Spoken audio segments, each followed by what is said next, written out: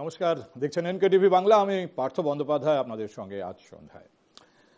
এতদিন ছিল নেতা বা নেতৃত্বের প্রশ্ন, এবার একেবারে স্থিতির বা অস্তিত্বের।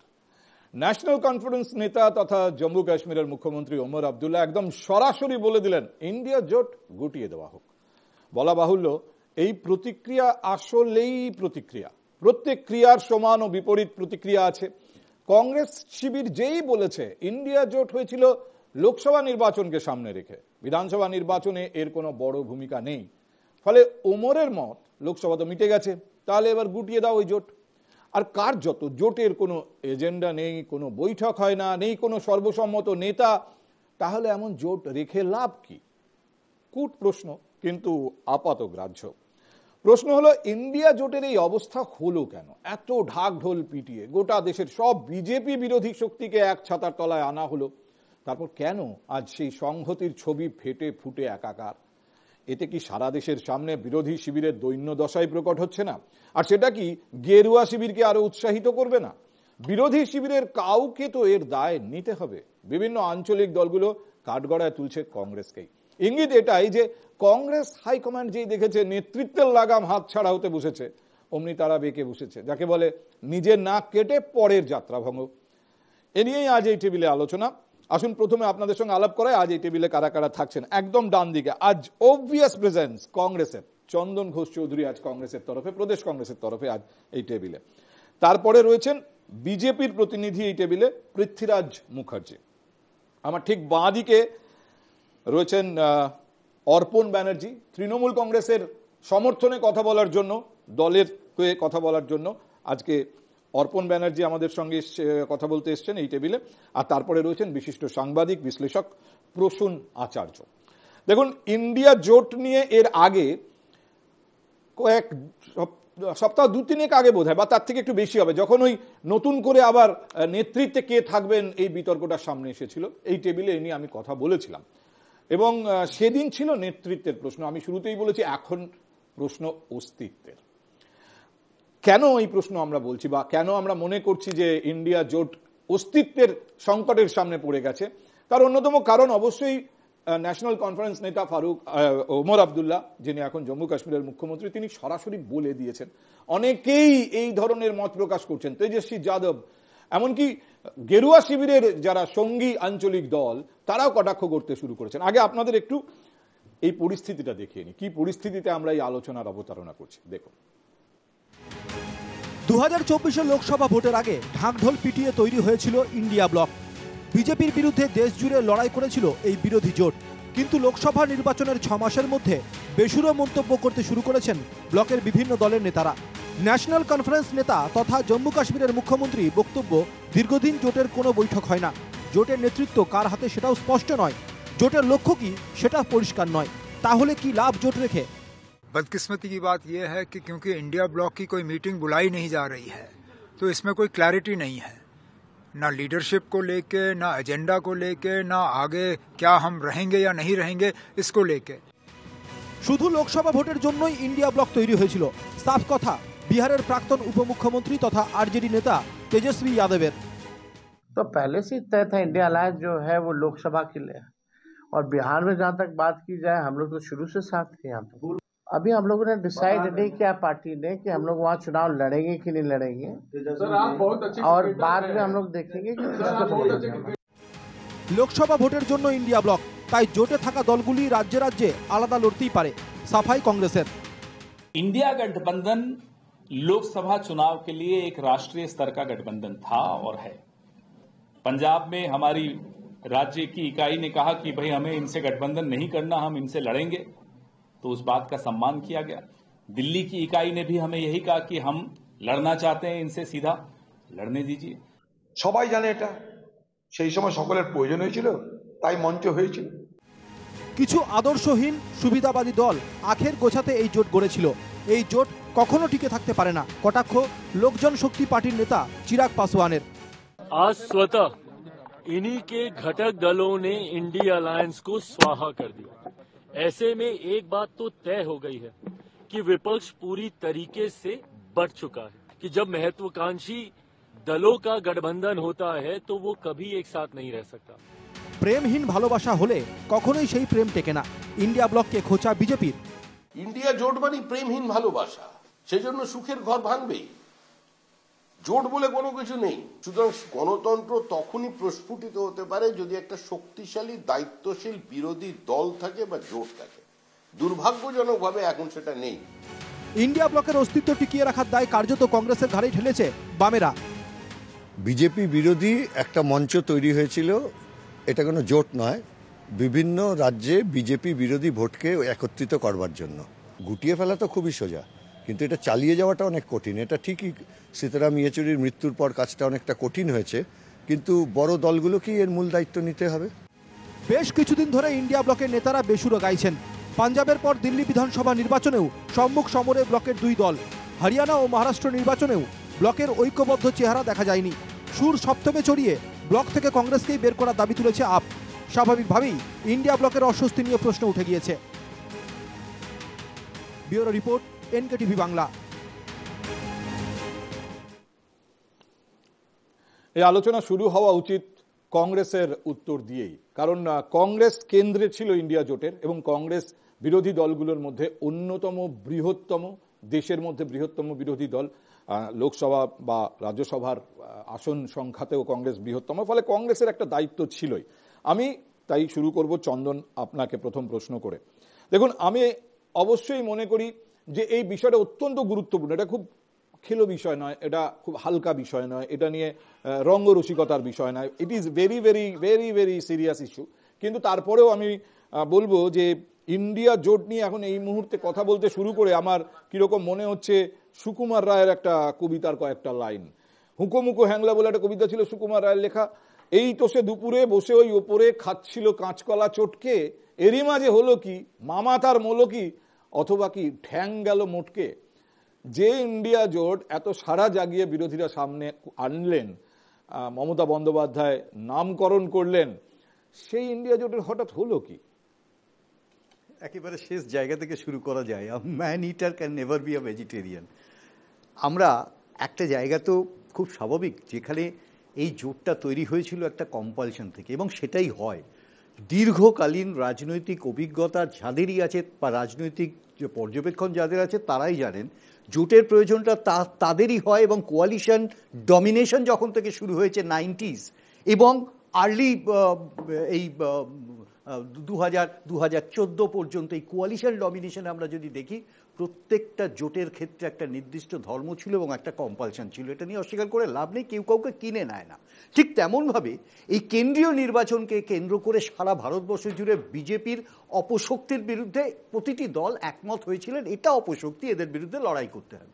সেই লড়াইয়ে জিতেছে এবং তাতে সেই লড়াইয়ে যে ফল এসছে এক একটা রাজ্যে এক একভাবে এসছে। এবং কংগ্রেস বৃহত্তম শক্তি হিসেবে কংগ্রেস এখনো পর্যন্ত এই দলেই আছে। সুতরাং অস্বীকার করে লাভ নেই, কংগ্রেসের একটি সিটও কমেনি। এই ডোমেন থেকে যারা যারা বিরূপ মন্তব্য করছেন তারাও কিন্তু ইন্টারেস্ট গ্রুপের অঙ্গ, এটা অস্বীকার করে লাভ নেই। এইখানে সমস্যাটা বোধহয় এইখানে, যখন আমরা ইন্ডিয়া জোট নিয়ে কথা বলছি আপনি তখনই কংগ্রেস নিয়ে কথা বলছেন। এই যে ইন্ডিয়া জোট হতে পারে, but it is mainly Congress, এই ভিউটাই কিন্তু আছে। I just tell you that it is not mainly Congress, but it is mainly Congress. তার কারণ হচ্ছে যে এই প্রথম শর্তটা এখানে কিভাবে এলো, is a very interesting part. যে আপের হরিয়ানাতে একটা সম্ভাবনা জোটের, যেখান থেকে একটা দূরত্ব তৈরি হয়েছে, এটা নিয়ে সন্দেহ নেই। যে দূরত্বটা ওই লেভেলে যায়নি যেটা আপের এই দিল্লির নির্বাচন, এবং সেই কেন্দ্রিক প্রথম ঘটনাটি ঘটালেন তিনি মমতা বন্দ্যোপাধ্যায়। আপের সাথে তো আমাদের লড়াই ছিল, আমরা বলেই ছিলাম সেখানে। তার পরবর্তী সময় দেখা গেল একটি দুটি করে Samajwadi party, Tejashwi Yadav, Omar Abdullah, I mean to say একটা কনসলিডেশন কি মনে হয় মমতা বন্দ্যোপাধ্যায়কে তুলে দিলেন যে তিনি উস্কেছেন সবাইকে, আর সেই জন্য আজকে সবাই এই ধরনের political interest. Try to understand what I mean to say. আমি কেন ইনসাইটমেন্ট বলবো? পলিটিক্স ইনসাইটমেন্ট তো সবসময় থাকে। আজকে বিজেপি যে মন্তব্য করছে ওটাও তো ইনসাইটমেন্ট তো থাকবে। কিন্তু মমতা বন্দ্যোপাধ্যায় এই মুহূর্তে যেখানে দাঁড়িয়ে আছেন, আমি বারবার যেটা বলবার চেষ্টা করছি, একটা সিনক্রোনাইজ এফর্ট দেখা গেল কিছুদিনের মধ্যে। এটা খুব ইন্টারেস্টিং যে আপনি দেখুন, এখন আমরা এমন একটা প্রদেশ কংগ্রেসকে দেখছি যারা সরাসরি সিপিএম কে আক্রমণ করছে? বিকাশ রঞ্জন এইসব বলছেন কেন? আবার সেই একই প্রদেশ কংগ্রেস সরাসরি মমতা বন্দ্যোপাধ্যায়কে আক্রমণ করছে। Exactly, that is the identity. আমরা বলছি কংগ্রেস, আমরা এই কথাটাই বারবার বলছি। আমি কিন্তু একটা কথা বলি, এখন কংগ্রেস বা তখন কংগ্রেস না, ইভেন অদিত দাও যখন আমরা এই চ্যালেঞ্জগুলো নিয়েছিলাম, রাজ্য কিন্তু আমরা বেঁকেছিলাম দুর্নীতির বিরুদ্ধে লড়াইটা করব, সে লড়াই যেভাবে। আজকে এখানে কোনো বামেদের প্রতিনিধিত্ব নেই, প্রসঙ্গতেই আমরা আছি। অর্পণ প্রত্যেকটা ক্ষেত্রে কিন্তু আমরা আজকে যদি ইন্ডিয়া জোটের এই অবস্থা হয়, তার পেছনে মমতা বন্দ্যোপাধ্যায়ের ভূমিকা আছে বলে একটা পরোক্ষ মন্তব্য আমি দেখলাম বেরিয়ে এলো চন্দনের মুখ থেকে। অর্থাৎ কংগ্রেস প্রতিনিধি এটা স্বীকার করছেন বা প্রদেশ কংগ্রেস এটা স্বীকার করছে যে মমতা বন্দ্যোপাধ্যায় সেই রাজনৈতিক ক্যাপাবিলিটি আছে যে মমতা বন্দ্যোপাধ্যায় এই জোটকে গড়তে বা ভাঙতে পারেন। তাহলে আপনারা মমতা বন্দ্যোপাধ্যায়কে প্রথমেই কেন জোটের নেতৃত্ব করে দেননি? যখন শরদ পাওয়ার থেকে শুরু করে সুপ্রিয়া সুলে থেকে শুরু করে ওদিকে অখিলেশ যাদব, তেজস্বী যাদব, অরবিন্দ কেজরিওয়ালের মতো নেতৃত্বরা বা অমর আব্দুল্লাহ, ফারুক আব্দুল্লাহরা যৌথভাবে বলছিলেন যে মমতা বন্দ্যোপাধ্যায় জোটের মুখ হোক, 7 বারের সাংসদ, 4 বারের কেন্দ্রীয় মন্ত্রী, 3 বারের মুখ্যমন্ত্রী, বিজেপির বিজয় রথ বাংলায় থামিয়ে দিয়েছেন, একা লড়েছেন, কোন জোটের প্রয়োজন হয়নি মমতা বন্দ্যোপাধ্যায়। আরে আমি যা দেখতে পাচ্ছি ঘরোয়া কোন্দলে পরিণত হয়েছে। হ্যাঁ, একদম ঘরোয়া কোন্দলে পরিণত হয়েছে যে আপনারা গড়লেন ইন্ডিয়া জোট, এবার লড়াইটা ইন্ডিয়া জোটের ভেতরে লেগে গেল কে নেতা, এবং সেই লড়াইয়ের ফল আজকে এই জায়গায় এসেছে যে ইন্ডিয়া জোটের অস্তিত্ব নিয়ে প্রশ্ন উঠছে। এবার না, নিশ্চিতভাবে যদি ইন্ডিয়া জোটের অস্তিত্ব নিয়ে এই প্রশ্ন উঠছে তাহলে তার দায় কংগ্রেসকে নিতে হবে, কারণ সমস্ত বলতে দিন, আমি ফার্স্ট ল্যাব বলছি। এই জিনিসটা হচ্ছে, এটা একদম লড়াইটা হচ্ছে আঙুল তোলাতুলির লড়াই হচ্ছে। ওখান থেকে চন্দন বলছেন মমতা বন্দ্যোপাধ্যায়, এখান থেকে অর্পণ বলছেন। আমি বলছি শুধু নেতা হবে না, কেন তৃণমূল কংগ্রেস নেবে না? শুধু তৃণমূল কংগ্রেস কেন, কেন সমাজবাদী পার্টিও নেবে না, কেন আপও নেবে না, কেন কংগ্রেসকে নিতে হবে?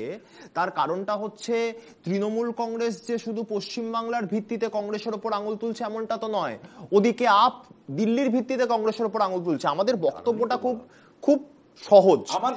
আমার কাছে একটা ছবি স্পষ্ট হতে শুরু করেছে। আমি আলাদা আলাদা ছবি, প্লিজ চন্দন, আলাদা আলাদা ছবি জোড়ার চেষ্টা করছি যে এক একটা ছবিতে এক একটা ক্যারেক্টার আছে, কিন্তু একসঙ্গে সিঙ্ক করছে নাকি দেখার চেষ্টা করছি। বামেদের অভিযোগ ছিল, এমনকি এই যে দেউচা পাচামি নিয়ে সাম্প্রতিক বিতর্ক, তাতেও বামেদের অভিযোগ যে কোটাটা নরেন্দ্র মোদীর প্রকল্প, মমতা বন্দ্যোপাধ্যায় নরেন্দ্র মোদীর হয়ে কাজ করছেন, আদানিরা এলেন বলে ইত্যাদি ইত্যাদি।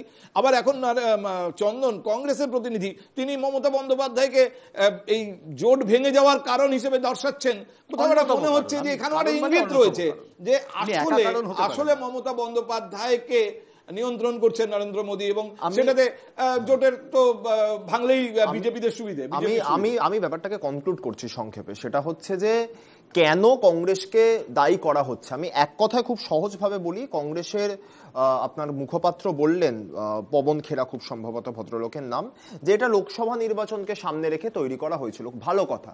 সাথে তিনি এটাও বলে দিতে পারতেন যে সেখানে এরকম একটি মিনিমাম এজেন্ডা নেওয়া হয়েছিল যে রাজ্যে যে শক্তিশালী সেই রাজ্যে সেই দল বিজেপির বিরুদ্ধে লড়াই করবে।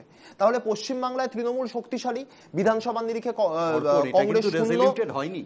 It was not taken as a resolution. তুমি দেখতে পারো আমরা সংবাদ মাধ্যমে যা দেখেছি সেই কারণে আমরা কমিউনিস্ট পার্টির বিরুদ্ধে কেরালাতে লড়েছিলাম, আমরা তোমাদের বিরুদ্ধে রাজ্যে লড়েছিলাম। সেটাই তো আমরা তো এক্স্যাক্টলি সেটাই বলতে চাইছি। এই কারণে এবার একটু অন্যদের কথা শুনবো। দেখুন, আমি শুধু আপনার কাছ থেকে এক লাইন এটাই জানতে চাই। আপনি একটু আগে দেখালাম আমি সাম্প্রতিক রিপোর্ট, কে কি প্রতিক্রিয়া দিয়েছেন তাতে দেখালাম আপনাকে। শ্রমিক ভট্টাচার্য, তিনি সাংসদ এখন বিজেপির, তিনি বলছেন যে এ তো প্রেমের বিয়ে নয়, এখানে হচ্ছে ভালোবাসা নেই, কিন্তু একটা সম্পর্ক তৈরি হচ্ছে। মানে ইঙ্গিতটা খুব কড়া ইঙ্গিত আমি বলবো, এবং সেখানে বলেছেন যে তিনি এই তো একসময় হয়ে যাওয়ারই কথা, বিচ্ছেদ হয়ে যাওয়ারই কথা। খুবই স্বাভাবিক, বিজেপিকে পর্যুদস্ত করার জন্য সর্বভারতীয় স্তরে একটি জোট তৈরি করা হয়েছিল, এবং 10 বছর বাদে আমরা সেই জোটে কথাটা সরাসরি জবাব দেন, এই ভেঙে যাওয়ার পেছনে বিজেপি কোনো কলকাঠি নাড়ছে কি? না, দেখুন, আমরা এটা মনে করি না। এটা আমি একজন রাজনীতির ছাত্র হিসাবে বলতে পারি না যে এটার পেছনে বিজেপি কলকাঠি নাড়ছে, কারণ যে রাজনৈতিক দলগুলি এখানে রয়েছে, এই রাজনৈতিক দলগুলি স্বক্ষেত্রে অত্যন্ত প্রতিষ্ঠিত। ফলে আমাদের দায়িত্ব ছিল, প্রতিটি রাজনৈতিক দলের দায়িত্ব ছিল যে এই জোটটাকে রাখা। এখন কার জন্য সমস্যা হচ্ছে এটা স্পষ্ট। প্রত্যেকটা রাজনৈতিক দল তাদের রাজ্যে কোন রাজনৈতিক দলের প্রতি আঙুল তুলছে, শুধুমাত্র তৃণমূল কংগ্রেস বলে নয়, একাধিক রাজনৈতিক দল আঙুল তুলছে। কার প্রতি আঙুল তুলছে সেটা স্পষ্ট। তারা যদি সামনে এসে তাদের দলের বিরোধী দলনেতা। আমরা তো অ্যাপ্রিসিয়েট করছি 10 বছর বাদে আমরা লোকসভায় একজন বিরোধী দলনেতা পেয়েছি। তাহলে তারা সামনে এসে তারা যদি নেতৃত্ব দিতে চান স্পষ্টভাবে বলুন ভাই আমরা নেতৃত্ব দেবো। বেশ, আমি একটু পৃথ্বীরাজ আপনার কাছে এবার ফিরে আসি। দেখুন, মমতা বন্দ্যোপাধ্যায় কি তাহলে প্রধান প্রতিপক্ষ এই মুহূর্তে বিজেপির? যদি কোনোভাবে গৌণ হয়ে যায় এই ইন্ডিয়া প্ল্যাটফর্ম, তাহলে কংগ্রেস অ্যাজ অপোনেন্ট কি গৌণ হয়ে যাচ্ছে? তাতে কি বিজেপির সুবিধে যা সর্বভারতীয় স্তরে? দেখুন পার্থবাবু, আপনাকে বুঝতে হবে এই যে ইন্ডিয়া জোট, এই ইন্ডিয়া জোট কেন তৈরি হয়েছে? এই ইন্ডিয়া জোট পুরোপুরি একটা অন্ধ কেন্দ্র বিরোধিতা এবং ক্ষমতার স্বার্থে এই জোট তৈরি হয়েছে, এটা আমরা বারবার বুঝতে পেরেছি। ঠিক যেমন ইন্দিরা গান্ধী, বিরোধীরা কেন জোট করেছেন তার ব্যাখ্যা করবে বিজেপি, আর সেটা আমাকে অ্যাকসেপ্ট করতে হবে। আপনাকে আমি বলছি, ডমিনেশন পলিটিক্সটাকেও মাথায় রাখতে হবে। সম্ভবত ইতিহাসটা ভুলে গেলে চলবে না, 90 দশকের কিভাবে ডমিনেট করেছিল বাজপেয়ী সরকার। না এটা হয়ে যাওয়া না, ভুল জায়গাতে নিয়ে গেলে ব্যাখ্যাটা ভুল। আমি ফার্স্ট ক্লাব বলছি চন্দন বাবু, একটু বলতে দিন। যাই এবার বিষয়টা যেটা হচ্ছে সেটা হচ্ছে, আপনি যদি খুব ভালো করে এখন পুরো ভারতবর্ষের মানচিত্রটা দেখেন, তাহলে ভারতবর্ষের মানচিত্রের মধ্য গভর্নর নরেন্দ্র মোদী, এটাই বোঝা যাচ্ছে। তার কারণ হচ্ছে আমরা দেখতে পাচ্ছি এখন ইন্ডিয়া জোট, যে জোট গড়ে উঠেছে সেইখানে যদি আপনি খুব স্পেসিফিক্যালি প্রত্যেকটা রাজ্য দেখেন, তাহলে দেখবেন এই যে মহারাষ্ট্রতে এই ইন্ডিয়া জোট আপোষ করে লড়াই করলো। সেখানে উদ্ধব ঠাকরে ছিল, সেখানে শরদ পাওয়ার ছিল, এটা সকলে মিলে লড়াই করবার পরে আমরা দেখতে পেলাম ইন্ডিয়া জোট আপনাদের সামনে বড় একটা ধাক্কা তৈরি করেছিল। এটা যদি আমি বলি, দেখুন 14 নরেন্দ্র মোদী এসছেন, 19 এসছেন আরো বড় করে, তখন ইন্ডিয়া জোট ছিল না। কিন্তু তারপর যখন 24 ইন্ডিয়া জোট সামনে দাঁড়ালো, নরেন্দ্র মোদীর সেই বিজয়ের রথ কিন্তু তার একটা চাকা তো বসে গেছে, এটা নিয়ে তো কোনো সন্দেহ নেই। এখন আপনাদের ক্র্যাচের উপর নির্ভর করতে হচ্ছে। না স্ক্র্যাচ ফ্যাচ অনেক কথা আমরা শুনেছিলাম, কিন্তু তার পরবর্তীকালে আমরা দেখতে পেলাম যে যেই মহারাষ্ট্রে যখন এই ইন্ডিয়া জোট গিয়ে সেখানে লোকসভায় একটা ভালো রেজাল্ট করলো, পরবর্তীকালে আমরা দেখতে পেলাম SSUBটির মুখপত্রে, অর্থাৎ যে সামনা মুখপত্র হয়, সেইখানে একদম সরাসরি রাহুল গান্ধীকে একদম ব্রিটিশ কলোনিয়ালিস্ট বলে আক্রমণ করা হলো। তার কেন করা হলো? কারণ সেখানে সাভারকার বাদের পক্ষে সরকার হবে না সাভারকার বাদের বিপক্ষে সরকার হবে, এইটা নিয়ে একটা আপনার কনফিউশন তৈরি হয়েছিল।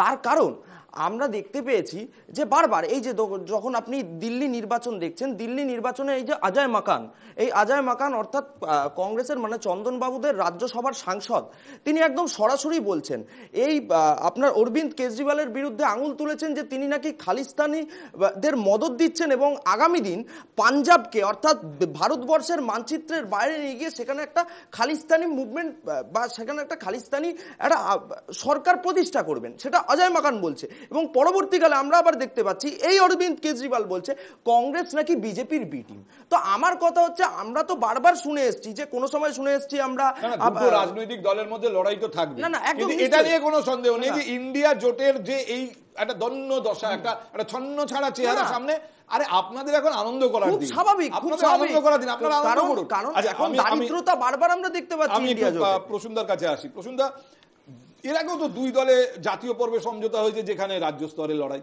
এ তো নতুন কিছু না। এই ক্ষেত্রে কিন্তু এই জোট ভেঙে দেওয়া হোক, এই জোট থাকবে না, এই ধরনের দাবি ওঠে না। এমনকি কংগ্রেসের সঙ্গে CPM এর জোট করে মমতা বন্দ্যোপাধ্যায়ের বিরুদ্ধে লড়াই করা আমরা দেখেছি, এবং তাতে কিছু সাফল্য তারা পেয়েছিলেন, অন্তত কংগ্রেস পেয়েছিল। আমার প্রশ্ন হচ্ছে, হঠাৎ করে অস্তিত্বের প্রশ্ন উঠে যাচ্ছে কেন? এটা হওয়াটা খুব স্বাভাবিক ছিল।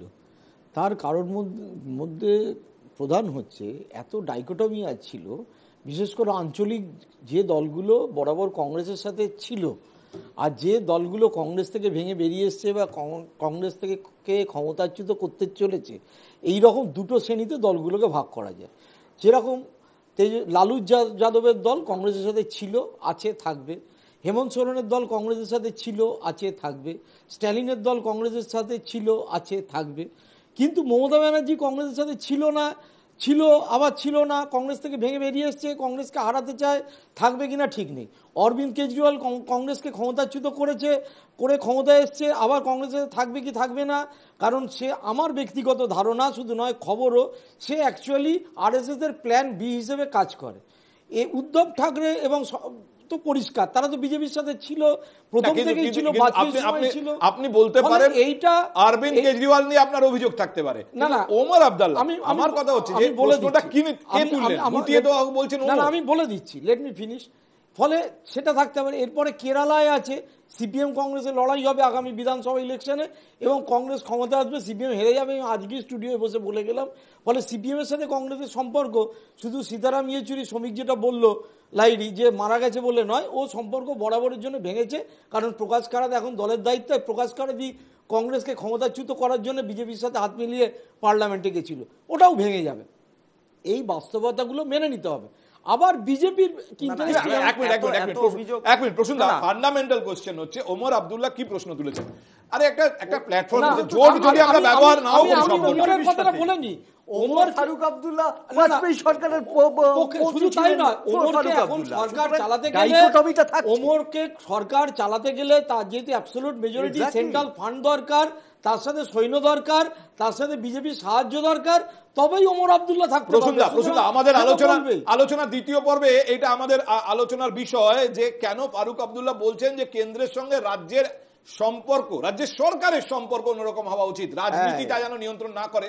এটা নিয়ে আমরা কথা বলবো, আমরা 9:30 পর কথা বলবো। কিন্তু আমার প্রশ্ন হচ্ছে ওমর যে ফান্ডামেন্টাল কোশ্চেনটা তুলেছেন, একটা জোট হচ্ছে, জোট হোক, প্ল্যাটফর্ম হোক, হোয়াটএভার, সমঝোতা হোক, তার তো বৈঠক হয় না, একটা এজেন্ডা সেট করা হয় না, কেউ অমুক নেতা তিনি বৈঠক ডাকবেন। আচ্ছা, বৈঠক কেন হয় না? না, এটা যেটা তারা যে ফ্লোর কোঅর্ডিনেশন করে এটা পার্লামেন্টে, পার্লামেন্টের বাইরে এই মুহূর্তে প্রত্যেকটা রাজ্যে কংগ্রেস তার মতো করে ক্ষমতা বিস্তার করতে চাইবে, এটাই স্বাভাবিক। আর তৃণমূল বা অখিলেশ বা উদ্ধব যারা সাপোর্ট করছে তাদের দিল্লিতে কিচ্ছু নেই। আমার মনে হয় যে তৃণমূল কংগ্রেস প্রসেনজিৎকে, বাবা বিশ্বজিৎকে দাঁড় করিয়েছিল পুরো খালি চেয়ারে।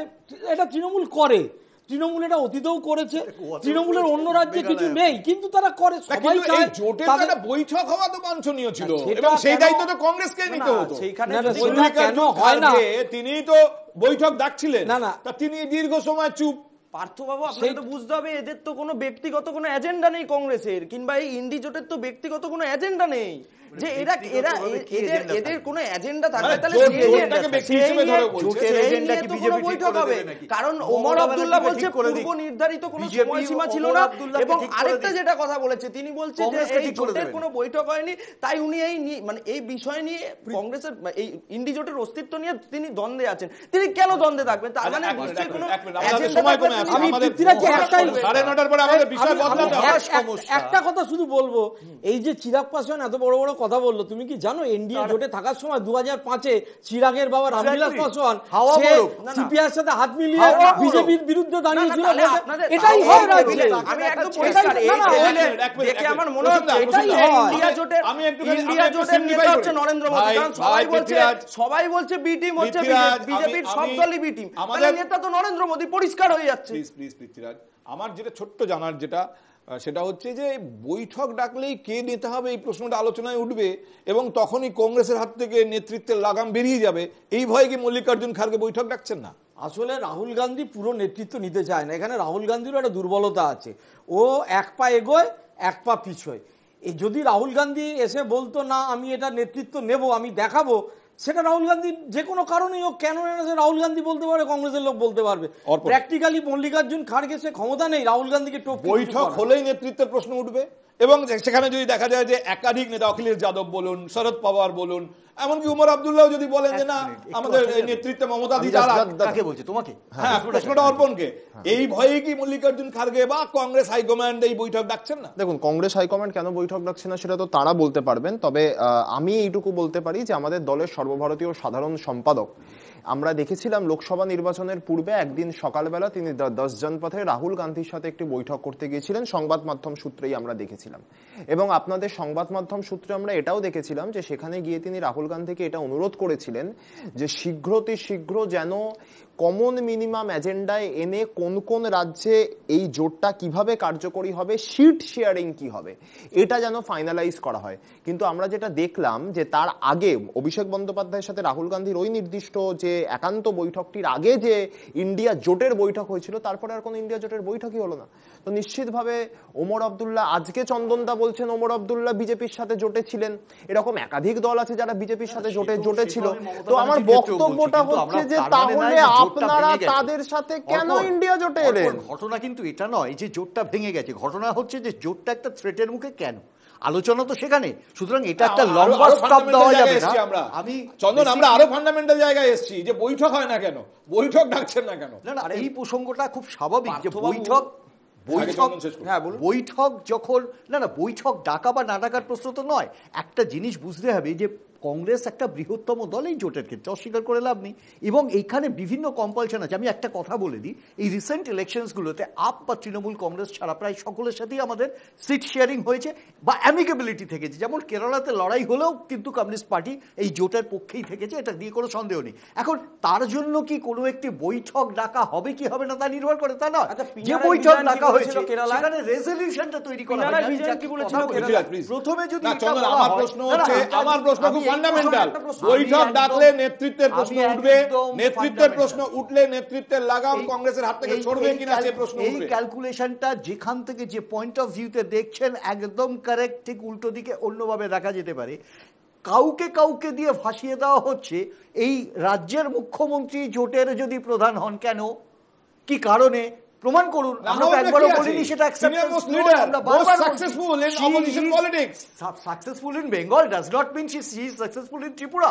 আমরা সেটাও দেখেছি, আমরা দেখেছি গোয়া, আমরা মুখ থুবড়ে পড়তে দেখেছি অন্য রাজ্যগুলোতে। রাহুল গান্ধী এগিয়ে আসুন, সোনিয়া গান্ধী এগিয়ে আসুন, প্রিয়াঙ্কা, আমাদের তৃণমূল কংগ্রেসের কোনো সমস্যা নেই। মমতা বন্দ্যোপাধ্যায় বারবার বলেছেন, আমরা কাঠবিড়ালির ভূমিকা পালন করব। পরিষ্কার কথা হচ্ছে যে অ্যাসপিরেশন ভালো, কিন্তু অ্যাসপিরেশনের জন্য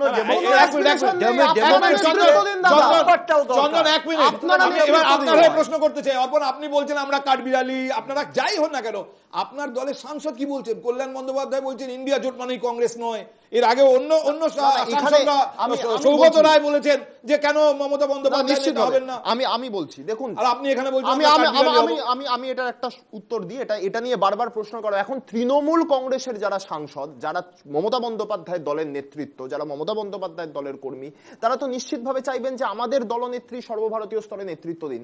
এই চাওয়া চাইটাতে তো কোনো সমস্যা নেই। একইভাবে অখিলেশ যাদবের দলের নেতা এটা চাইতেই পারেন যে অখিলেশ যাদব ইন্ডিয়া জোটের মুখ হন, কিন্তু মমতা বন্দ্যোপাধ্যায় সর্বভারতীয় তৃণমূল কংগ্রেসের সুপ্রিমো হিসাবে তিনি বারংবার বলেছেন তিনি দলের শেষ কথা। এটাও বলেছেন আমি এটা এখান থেকেই চালিয়ে দিতে পারবো, তিনি বলেছেন, নিজের মুখে বলেছেন। আপনি এত তাড়াতাড়ি যদি এই এত শর্ট মেমোরি, আরো একটা ঘটনা আছে, তার দলের সকল নেতারা যখন আমি দলের নেতৃত্ব দেব, আমি ইন্ডিয়াকে নেতৃত্ব দেব, এটা তোমার দলের, তিনি বলেছেন যদি আমাকে দায়িত্ব দেওয়া হয় আমি এখান থেকে চালিয়ে দিতে পারবো। তিনি বলেছেন যদি ওনাকে দায়িত্ব দেওয়া হয়, প্রমাণ করবার চেষ্টা করছেন তিনি নেত্রী, তিনি বাধা দিয়েছেন। জোটের বৈঠক জোটের বিপক্ষে যাচ্ছে, জোটের পারসেপশনের বিপক্ষে যাচ্ছে, উনি বাধা দিয়েছেন নাকি? কল্যাণ বন্দ্যোপাধ্যায়কে বলেছে কথাগুলো বলো না, বলেছেন নাকি?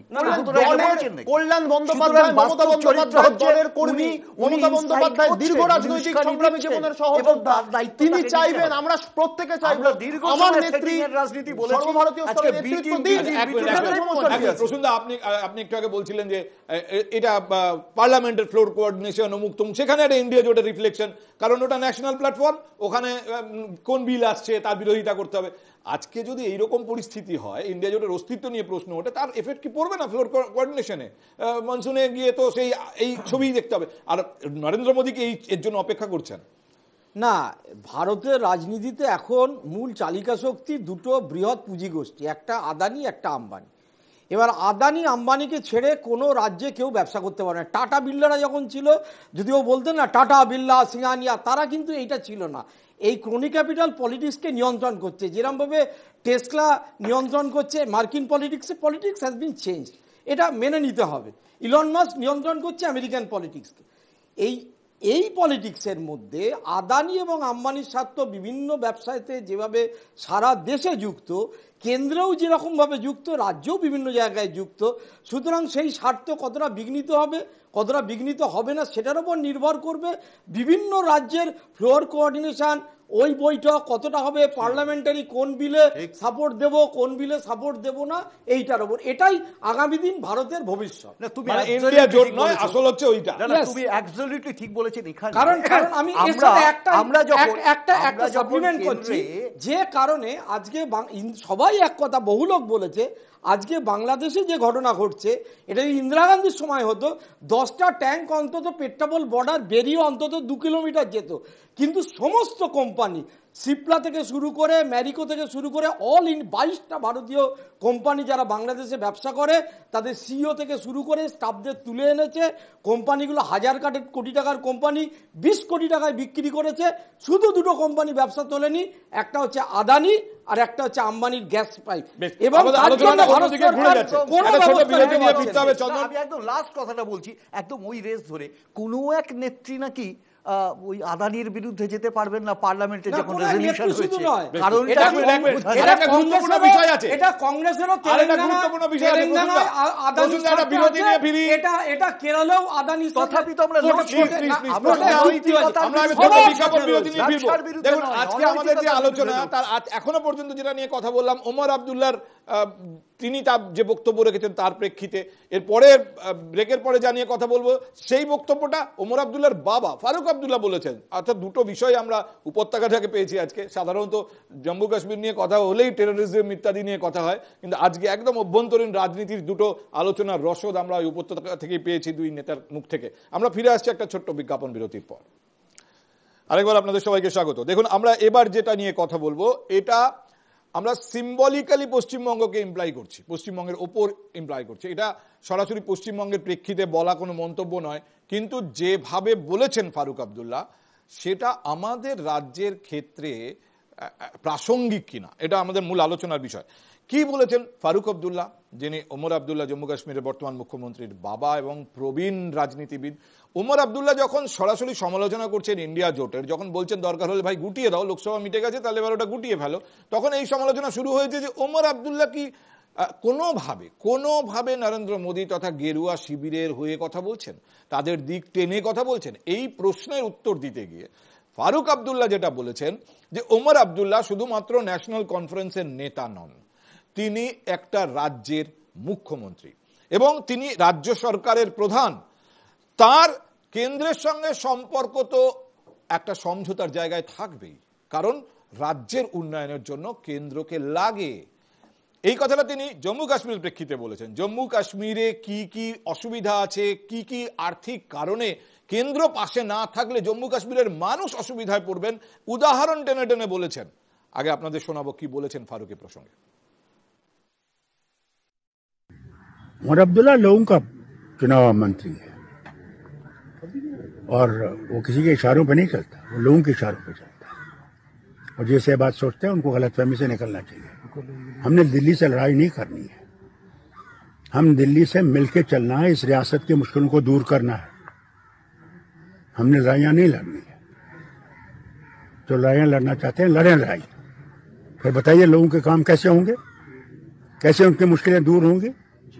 हमारे यहाँ बेकारी इतनी है कि पूछिए मत, बदहाली है। हमारे अस्पतालों की हालत देखिए, स्कूलों की हालत देखिए। हमारे यहाँ टीचरों की जरूरत है, डॉक्टरों की जरूरत है, पैरामेडिकल स्टाफ की जरूरत है, हर चीज की जरूरत। क्या हमने लड़ाइयाँ लड़नी है और फिर काम निकालना है? नहीं साहब। আসুন, এবার কেন আমরা মনে করছি যে ফারুক আব্দুল্লাহর এই বক্তব্য পশ্চিমবঙ্গের জন্য প্রাসঙ্গিক। তিনি জম্মু কাশ্মীর নিয়ে বলেছেন, কিন্তু পশ্চিমবঙ্গের একজন নাগরিক হিসেবে, পশ্চিমবঙ্গবাসী হিসেবে আপনি হিসেব করুন তো, যে 36 বছর বামেরা এখানে রাজত্ব করেছেন, সেই সময়ে কংগ্রেস কেন্দ্রে তুমুল সম্পর্ক খারাপ এই রাজ্যের সরকারের সঙ্গে, এবং তার ফল কি ভুগতে হয়নি এই রাজ্যকে? আজকে মমতা বন্দ্যোপাধ্যায়ের সরকার, কেন্দ্রে বিজেপির সরকার, সম্পর্ক খারাপ। বারবার আমাদের এই অভিযোগ শুনতে হয় যে কেন্দ্র টাকা দিচ্ছে না, কেন্দ্র টাকা দিচ্ছে না, রাজনৈতিক কারণে কেন্দ্র টাকা দিচ্ছে না। যদি টাকা না দেয়, ভুগছে রাজ্যের মানুষ। একজন মুখ্যমন্ত্রী কেন্দ্রের সঙ্গে সম্পর্ক কি রাখবেন, কতটা কিরকম, সেটা নির্ভর করবে রাজনীতির ওপর নয়, রাজ্য সরকারের নীতির ওপর। এটা দাবি করছেন ফারুক। আমি আবার প্রশ্ন আপনাকে দিয়ে শুরু করতে চাই, আমাদের রাজ্য কি অন্যতম উদাহরণ নয়? কেন্দ্রের সঙ্গে সম্পর্ক শুধুমাত্র রাজনীতি নির্ভর হলে কি ক্ষতি হতে পারে? সত্যি কথা বলতে কি, বামফ্রন্টের 34 বছর আর এই সরকারের 13 বছর, 47 বছর ধরে এই শুধু কেন্দ্রের বঞ্চনা, কেন্দ্রের বঞ্চনা, কেন্দ্রের বঞ্চনা শুনতে শুনতে শুনতে শুনতে না মানে ক্লান্ত হয়ে গেছি। আমিও প্রায় মানে কিশোর বয়স থেকে আজ মানে বুড়ো হতে চলেছি। মুশকিল হচ্ছে সেই দেয়ালে এখনো ইন্দিরা গান্ধীর এরা তো তারপরে জন্মেছে যারা তৃণমূল, এবং এই রকম করা সেই নাক এবং এই রকম করা এর ছবি নখের দেখতাম, কেন্দ্রের বঞ্চনার বিরুদ্ধে লড়তে হবে। এখনো সেই কালকে আমি কলকাতা বিশ্ববিদ্যালয়ে গেছিলাম, একটা স্লোগান দেখে আমার খুব হাসি পেল।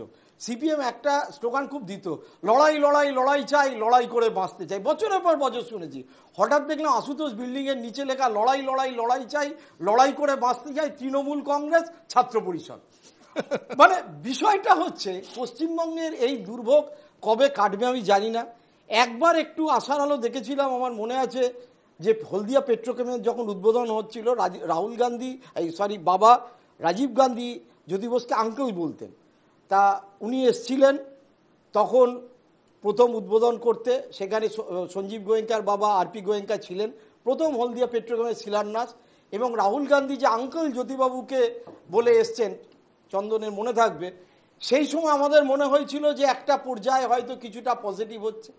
এরপর খুব কম সময়, ওই ভিপি সিংয়ের সময় হয়নি, যে সময় দেবগৌড়া গুজরাল ওই এক দেড় বছর মনে হয়েছিল কিছু প্রজেক্ট আসছে পজিটিভ। আর একবার মনে হয়েছিল আডবাণীর সাথে এবং বিশেষ করে আডবাণীর সাথে বুদ্ধবাবুর সম্পর্ক ভালো ছিল, এটা আমি প্রকাশ্যেই বলছি, দুজনে কাজ করত, কিন্তু তা সত্ত্বেও একটা বিরোধিতা ছিল। তার মানে এই যে দাবিটা যে কেন্দ্রের সঙ্গে সম্পর্কটা ভালো রাখার রাজ্যের প্রধানের দায়িত্ব, এটা রাজ্যের সাথে করা দরকার, এটা তার মানে এটা বুদ্ধবাবু বলতেন। এবং মনমোহনের সময় সম্পর্ক ভালো ছিল, যে কারণে যদিও বারবার বলেছিল সরকারটাকে ফেলো না, আবার সেই সম্পর্কটা সিপিএম তাদের পলিটিক্যাল এজেন্ডা। এবার চন্দনের কাছে আসি। আবার মমতা ব্যানার্জির সময় কি হয়েছে সকলেই জানে। আপনাদের দলের যে ভূমিকা, আপনারা ওমর আব্দুল্লাহকে কাঠগড়ায় তুলে দিয়েছেন, যে এই যা শুনে বলছে, যেভাবে সমালোচনা করছে, তাতে এ তো বিজেপির হয়ে কথা বলছে। অর্থাৎ তিনি একজন মুখ্যমন্ত্রী, তিনি যদি কোনোভাবে সম্পর্ক রেখে চলেন কেন্দ্রের সঙ্গে, সেটা আপনাদের রাজনৈতিক কারণে আপত্তি। কিন্তু এইটা তো ঠিক যে আপনাদের সরকার যখন কেন্দ্রে ছিল, এখানে জ্যোতি বসুর সরকার ছিল, দিনের পর দিন এই রাজ্য বঞ্চিত হয়েছে। ইন্টারেস্টিং ফ্যাক্ট হচ্ছে যে আজকে ওমর আব্দুল্লাহ যে কথাটা বলছেন, সার্বিকভাবে যদি ফেডারেল সিস্টেমের কথা মনে করা যায় তাহলে একেবারে ঠিক বলছেন। কিন্তু এই স্লোগানের পাল্টা স্লোগান তো গণতন্ত্রের পক্ষে এটা হতে পারে না, ডাবল ইঞ্জিনের সরকার। তার মানে কি প্রলুব্ধ করা হচ্ছে সরকার বানাও আমার, তাহলেই ফ্যাসিলিটি পাবে, এবং এরকম একটি ক্ল্যারিফিকেশন, একটা ন্যারেটিভ তৈরি হয়ে আছে। কিন্তু আমি তো আপনাকে যেটা বলতে চাইবো সেটা হলো, বেসিকলি উনি যে কথাটা বলেছেন সেই কথাটা কোন পরিপ্রেক্ষিতে বলেছেন, আজকে ওনার প্রয়োজন হয়েছে। আমরা এখনও জানি 370 অ্যাব্রোগেশনের লড়াইটা ওরা লড়ছেন এবং স্টেটহুডের লড়াইটা ওরা লড়ছেন, এবং কোনোভাবে একটা অ্যামিকেবল সলিউশন আমরা দেখতে পারি, একটা এফার্ট দেওয়া হয়েছে। উনি জিতেছেন ওমর আব্দুল্লাহ, আমরা বারবার বলছি তার সাথে আছি, কিন্তু আমাদের রেজলিউশনে, আমাদের ম্যানিফেস্টোতে লেখা আছে ইনফ্যাক্ট ওখানে স্টেটহুডে ফিরে আসতে হবে, যেটা ওমর আব্দুল্লাহ চান। আজকে ইউনিয়ন টেরিটরিতে দাঁড়িয়ে যদি উনি এই কথাগুলো বলেন, ভালো কথা, কিন্তু লড়াইটা উনি লড়তে পারবেন কিনা এটাই সন্দেহ। আর সেখানেই আমাদের এই প্রশ্ন, he is the very much part of the জোট, এখানে অস্বীকার করছেন। আমার প্রশ্নের একটা অংশ আপনি সচেতনভাবে এড়িয়ে গেলেন, একটা সময় কেন্দ্রে কংগ্রেস ছিল, এই রাজ্যে বামেরা সরকারে ছিল, এবং বামেরা যেহেতু এই রাজ্যের সরকারে এবং রাজনৈতিকভাবে তারা প্রতিপক্ষ, তাই এই রাজ্য থেকে একের পর এক কেন্দ্রীয় কোম্পানির হেডকোয়ার্টার সরিয়ে নেওয়া হয়েছে। লাইসেন্স রাজের জন্য ভেঙেছে কে? বিজেপি। এবং আলটিমেটলি মুফতি যে সরকারটা ছিল তাকে ভেঙেছে বিজেপি, অস্বীকার করে লাভ নেই। আজকে আমি কি কারণে বলছি যে আজকে যখন লড়াইটা সার্বিকভাবে লড়াইয়ের প্রেক্ষিতে মুফতি মোহাম্মদের কথা বলছি না, আমি বলছি পশ্চিমবঙ্গে যে দিনের পর দিন এখানে বাম সরকার ছিল, কেন্দ্রে কংগ্রেস সরকার ছিল, বঞ্চিত করেছে কিনা সেই কংগ্রেস সরকার পশ্চিমবঙ্গকে, যেহেতু একটা প্রতিপক্ষ রাজনৈতিক দল, তারা ওই সম্পর্ক রাখতে পারেনি। না, বামের ক্ষেত্রে এই প্রসঙ্গ তো আমরা শুধুমাত্র বাম এবং আমরা এখানে লড়াইয়ের এই জায়গাটা ছিল। আজকে আমরা এটাও বারবার বলছি যে এই যে তুতু ম্যামের লড়াইটা এই মুহূর্তে পশ্চিমবাংলায় হচ্ছে, সঠিক প্রশ্নটা তুলেছেন তো আপনি এখানে ক্ল্যারিফাই করে দিয়েছেন যে আমরা রাজ্যের ক্ষেত্রে বঞ্চিত কি? সত্যি তো, এই 100 দিনের কাজে টাকা পাওয়া যাচ্ছে না, আবাস যোজনার টাকা পাওয়া যাচ্ছে না, যে মানুষগুলো ফ্যাগেন্ডে বঞ্চিত হচ্ছেন তারা তো বঞ্চনার শিকার হচ্ছেন। আমি আবারও বলি, যদি কেন্দ্রীয় সরকার, রাজ্য তো আছেই, আমরা দোষারোপ সেই জায়গাটাতে রেখেছি, চ্যালেঞ্জগুলো করছি দুর্নীতি নিয়ে, কিন্তু কেন্দ্রীয় সরকার, আমার একটা ছোট্ট ক্যাচ লাইন, যদি কোনো প্রধানমন্ত্রী দাঁড়িয়ে বলেন গণতান্ত্রিক সাপেক্ষে দাঁড়িয়ে যে আমার ডাবল ইঞ্জিনের সরকার চাই, তাহলে কোন ইঞ্জিনকে উনি চালিত করতে চাইছেন, কিভাবে প্রলুব্ধ করতে চাইছেন, কিভাবে অগণতান্ত্রিকভাবে একটি সরকার তার চাই তবেই রাজ্য সাহায্য প্রাপ্ত হবে। আপনার এই অভিযোগ নিয়ে বিজেপির উত্তর আমি শুনবো, কিন্তু তার আগে অর্পণ, ওমর আব্দুল্লাহ শুধু ইন্ডিয়া জোট নিয়ে, ইন্ডিয়া জোট কেন আছে, এজেন্ডা নেই, বৈঠক হচ্ছে না, এই নিয়ে প্রশ্ন তুলেছেন। সঙ্গে সঙ্গে বলা হয়েছে যে তাহলে কি ওমর আব্দুল্লাহ এখন গেরুয়া শিবির ঘেঁষা? তারই উত্তরে ফারুক আব্দুল্লাহ বলেছেন, আরে তিনি একটা রাজ্যের মুখ্যমন্ত্রী। মমতা বন্দ্যোপাধ্যায় তো কড়া ভাষায় বিজেপির সমালোচনা করেন। যদি রাজ্যের স্বার্থে কোনোভাবে তিনি একবার এই মন্তব্য করেন যে আমরা কেন্দ্রের সঙ্গে ভালো সম্পর্ক চাই, তাহলে তো এটা উঠে পড়ে লাগবে না। এই তো মমতা বন্দ্যোপাধ্যায় আর বিজেপি এমনিতেই তারা বলেন দিদি মোদি দোস্তি। আমি ওটাই বলতে যাচ্ছিলাম যে এটা উঠে পড়ে লাগার বিষয় নয়। মমতা বন্দ্যোপাধ্যায়ের মন্ত্রিসভার পঞ্চায়েত মন্ত্রী, প্রতিমন্ত্রী, তার সাংসদ এবং স্বয়ং মুখ্যমন্ত্রী যতবার এই যে বঞ্চনা, যেগুলো আমরা বারবার অভিযোগ করছি, এই টাকা চাইতে যতবার তারা কেন্দ্রীয় সরকারের বিভিন্ন প্রতিনিধিদের সাথে দেখা করেছেন, মুখ্যমন্ত্রী যখনই প্রধানমন্ত্রীর কাছে গিয়েছেন, এখন বাংলার মুখ্যমন্ত্রী দেশের প্রধানমন্ত্রীর কাছে সৌজন্য সাক্ষাতে গিয়েছেন বা নির্দিষ্ট প্রশাসনিক আলাপচারিতাতে গিয়েছেন, তার মনে হয়েছে তিনি প্রধানমন্ত্রীর জন্য বাংলা থেকে আম্রপালি আম নিয়ে যাবেন। সেটা নিয়ে অত্যন্ত কুৎসিত কটাক্ষ বিধান ভবন থেকে উঠে এসছে। ফলে এগুলো আমরা দেখেছি, এটা কংগ্রেসের দস্তুর। আমি একটা কথা জাস্ট, এটা আমার একটু বলার আছে, সেটা হচ্ছে যে আগের ল্যাপে চন্দনদা বলছিলেন যে কোনো এক নেত্রী নাকি বলেছেন আদানির বিরুদ্ধে পার্লামেন্টে যাওয়া যাবে না। আমি জাস্ট একটা লাইন বলে দেবো, সেটা হচ্ছে সেই নেত্রীর দলের একজন সাংসদই এই আদানির বিরুদ্ধে এমন মাত্রায় সুর চড়িয়েছিলেন যে তাকে সংসদ থেকে এই বিজেপি বহিষ্কার করেছিল।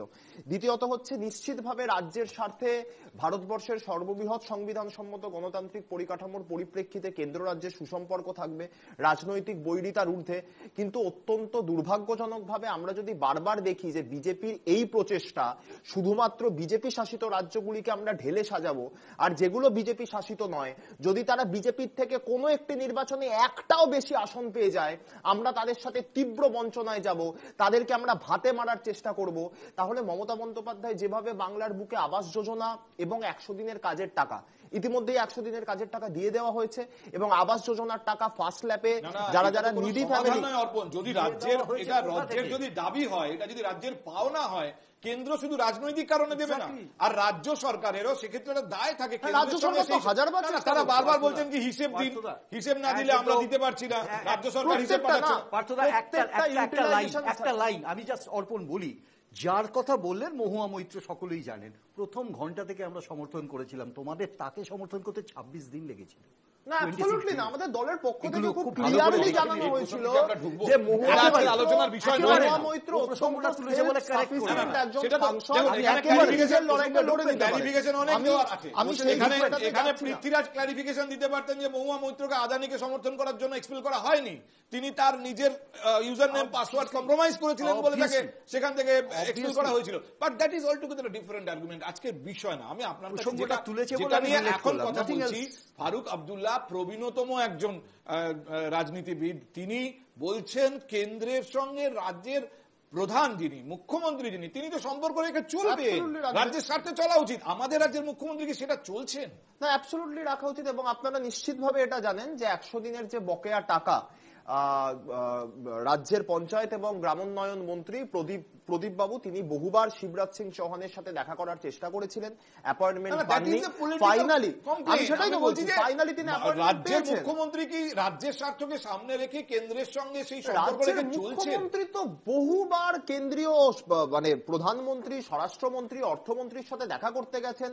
কেন্দ্র এবং রাজ্যের যিনি লিয়াজো মেইনটেইন করেন বলা যেতে পারে সাংবিধানিকভাবে রাজ্যপাল, তার সাথে সাংবিধানিকভাবে তিনি কেন্দ্রের সঙ্গে যে সম্পর্ক রেখে চলা উচিত সেই চলছেন। আমি ফারুকের প্রেক্ষিতে, ফারুকের বক্তব্যের প্রেক্ষিতে পশ্চিমবঙ্গ নিয়ে এই প্রশ্ন তুলছি, কারণ পশ্চিমবঙ্গকে আমরা এইরকম একটা উদাহরণের জায়গায় রাখি যে কেন্দ্রের সঙ্গে সম্পর্ক না থাকার কারণে একের পর এক নানা রকম ভাবে বঞ্চিত হয়েছে। দেখুন পার্থবাবু, আপনাকে বুঝতে হবে একটা কথা, একটু আগে চন্দনদা সেই বিষয়টা অ্যাড্রেস করলেন এবং বললেন যে কেন পশ্চিমবঙ্গে বা কেন যে কোনো রাজ্যে ডবল ইঞ্জিন সরকার চাই, কিংবা কেন নরেন্দ্র মোদী বলছে ডবল ইঞ্জিন সরকার দরকার। আজকে প্রধানমন্ত্রী আয়ুষ্মান ভারত কিংবা স্বাস্থ্য বীমা যোজনা যেটা আজকে ইমপ্লিমেন্ট করতে চেয়েছিল পশ্চিমবঙ্গে, যেখানে 70 ঊর্ধ্ব সমস্ত মানুষ যেখানে বিনামূল্যে চিকিৎসা পাবে, সেটা কিন্তু এই রাজ্য সরকার করতে দেয়নি। তোমার সময় ডিস্টার্ব করেনি, তোমার স্বাস্থ্য সাথী কার্ডে বিভিন্ন ক্রাইটেরিয়া আছে এবং তার ট্রিটমেন্ট হয় না, এটা আমি দায়িত্ব সহকারে এইখানে দাঁড়িয়ে বলতে পারি। আচ্ছা, সেকেন্ড কথা, ঠিক আছে, এক সেকেন্ড, আমি এবার সেকেন্ড পয়েন্টে আসি। এই যে 100 দিনের কাজ হিসাব দিয়েছে ভাই, টাকা পেয়ে গেছে। ওদের চিফ সেক্রেটারি 5টা জেলা, পশ্চিমবঙ্গের 5টা জেলাকে ক্ষতিপূরণ দিতে হয়েছিল, কারণ সেখানে তারা হিসাব দিতে পারেনি, তাই জন্য পশ্চিমবঙ্গের 5টা জেলাকে ক্ষতিপূরণ দিতে হয়েছিল। এবার আমি আসি না, একটু আগে অর্পণ বললো যে তারা 100 দিনের কাজের টাকা ইতিমধ্যে, যেটা 21-22 মমতা ব্যানার্জি নিজেদের কোষাগার থেকে পরবর্তীকালে যে টাকা দিতে পারেনি তার জন্যই তো ফাইন হয়েছে, সেখানে সার্টিফিকেট দিতে পারেনি। আর তারপরের কথা, রাজ্য সরকার যেটা একটু আগে আদানি আম্বানি নিয়ে একটা কথা হচ্ছিল, কেরালায় পিনারাই বিজয়ন অভিযোগ করছে যে সেইখানে ওয়ায়নাডে প্রিয়াঙ্কা গান্ধী নাকি পিএফআই এর টাকা নিয়ে সেখানে প্রচার করেছে এবং সেখানে একবারে র্যাডিক্যাল ইসলামিস্টদের নিয়ে সেখানে প্রচার করেছে। এটা পিনারাই বিজয়ন বলছে, এটা তো বিজেপি অভিযোগ করছে না, এটা নিজেদের অন্তরের দ্বন্দ্ব।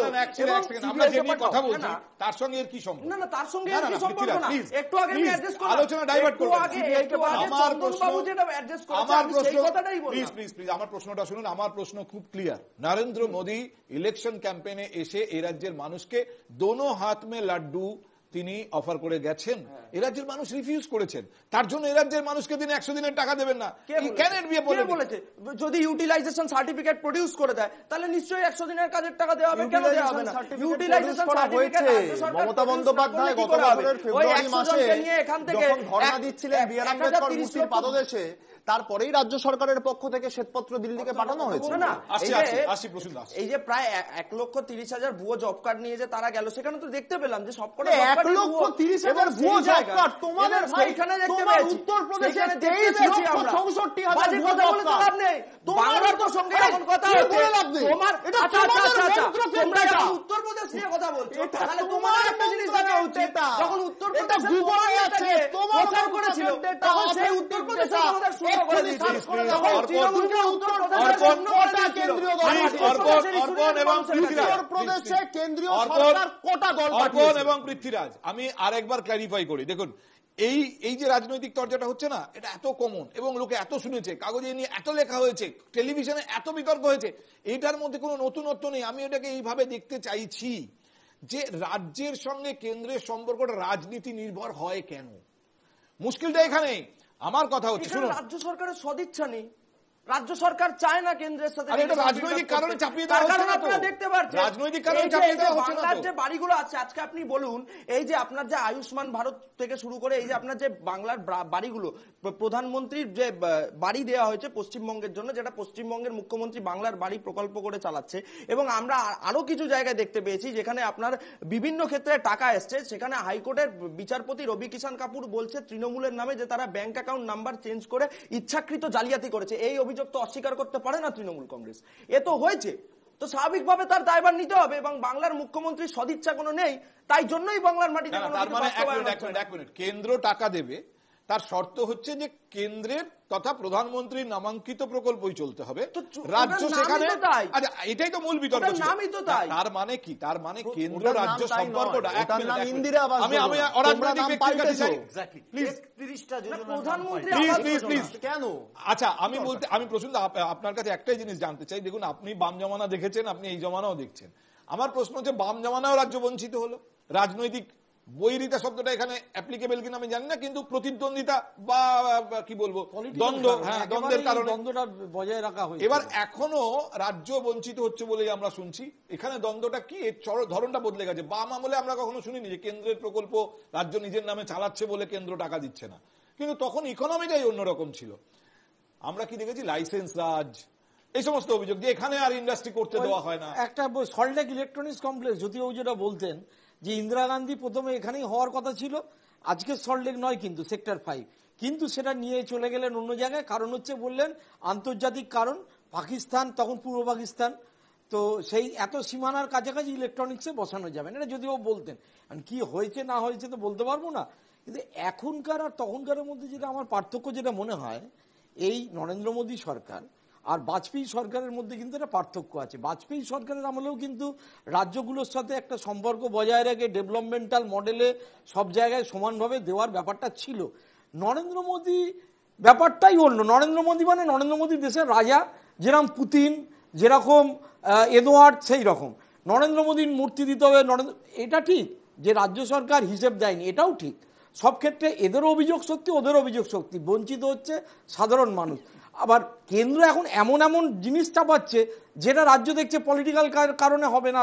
আগের এত ফান্ডিং আসতো না সেন্ট্রাল থেকে, সেই ফান্ডের পরিমাণ, সেই যোজনার পরিমাণ বহুগুণ বেড়ে গেছে। সেই যোজনার পরিমাণ বেড়ে যাওয়ার ফলে সহজেই টাকাটাকে ব্লক করে দেওয়া সম্ভব। প্রশ্নটা হচ্ছে, প্রশ্ন আমার যে জায়গাটা আমি আসতে চাইছি যে আপনি তো পার্থক্যটা দেখালেন, আর মিলটা কোথায়? তখনও রাজ্য বঞ্চিত হয়েছে, হ্যাঁ এখনো পশ্চিমবঙ্গ সবচেয়ে বঞ্চিত হয়েছে। একটাই যেহেতু তখন সরকারি পুঁজি অনেক বেশি ছিল, প্রাইভেট পুঁজি ছিল না। কিন্তু নরসিংহ রায় জমানার পরে এই মনমোহন সিং মারা গেলেন 95-এর যে সময় বা তার পরবর্তীকালে যে দৌড় আমরা দেখলাম, তাতে এখন বেসরকারি পুঁজির এতটাই প্রভাব যে কোন পলিটিক্যাল উইলের ওপর তাদের সবসময় ইনভেস্টমেন্ট হয় না। আমি একটা কথা জাস্ট এখানে বলবো, এটা ভেরি ইন্টারেস্টিং ইতিহাস, যে ইলেকট্রনিক প্রকল্পের কথা বললে এই রাজ্যের ক্ষেত্রে এটাও ঘটনা ছিল। সেই মুহূর্তে পাবলিক পারসেপশন একটা রাজ্য সরকার কম্পিউটার এন্ট্রির বিরোধিতা করছে, সেরকম জায়গাতে ইট ওয়াজ নট সেফ হ্যাভেন, যেখানে এত বড় একটা শিল্প তৈরি করবার রিস্ক কেউ নিতে পারে। হ্যাঁ, সেটা investment would have been divert. না, তখন তো বেসরকারি ব্যাপার ছিল না, তখন সরকারি। আমি এই প্রসঙ্গটা কেন তুলেছি? আমি এই প্রসঙ্গটা তুলেছি রাজ্যের বঞ্চনার প্রশ্নে। রাজ্যের বঞ্চনা মানে রাজ্যের মানুষ। আমি বলতে চাইছি কেন্দ্র বছর ধরে পশ্চিমবঙ্গে যে কোনো কারণেই হোক, পশ্চিমবঙ্গের মানুষ স্বাধীনতার এই বছর 75 বছরের মধ্যে বেশিরভাগ 47টা বছর পশ্চিমবঙ্গ খালি বঞ্চনা। আর এখানে যারা ক্ষমতায় থাকে তারা বঞ্চনার কথাটা তুলে ধরে, আর দিল্লিতে যারা ক্ষমতায় থাকে, এই যে একটা সংঘাতের আবহাওয়া, তাতে সাধারণ মানুষ যেভাবে বঞ্চিত হয়েছে পশ্চিমবঙ্গে, যেটুকানি পুঁজি এসছে সেটা হচ্ছে বেসরকারি প্রাইভেট পুঁজি। এইটা একটা দুর্ভাগ্য। আপনি ম্যানেজমেন্টের লোক চন্দন, আমার প্রশ্ন হচ্ছে পশ্চিমবঙ্গের যে বার্ষিক উৎপাদন, এই পশ্চিমবঙ্গের বার্ষিক উৎপাদন 47 সালের আগে যখন উভয় জায়গাতেই কংগ্রেসের সরকার ছিল, তখনকার আপনার পশ্চিমবঙ্গের বার্ষিক উৎপাদনের সঙ্গে কম্পেয়ার করুন আজকে। এই 47 বছরে যদি পশ্চিমবঙ্গ পিছিয়ে গিয়ে থাকে, তার একটা অন্যতম কারণ এই রাজনৈতিক প্রতিদ্বন্দ্বিতা। ফারুক আব্দুল্লাহ যেটা সতর্ক করছেন তার ছেলেকে, ভাই ভুলে যেও না যে তুমি মুখ্যমন্ত্রী একটা রাজ্যের, এবং এই রাজ্যের অর্থনীতি তোমার উপর নির্ভর করছে, কেন্দ্রের সঙ্গে সম্পর্ক রেখে চলো। আমরা এটা পারিনি। অ্যাবসলিউটলি না। আমি এখানে একটা কথা বলি, আমরা যখন দেশটাকে স্বাধীন করেছি তখন আমাদের বহু সমস্যা ছিল, ইভেন কারেন্সি থেকে তৈরি করতে হয়েছে আমাদের।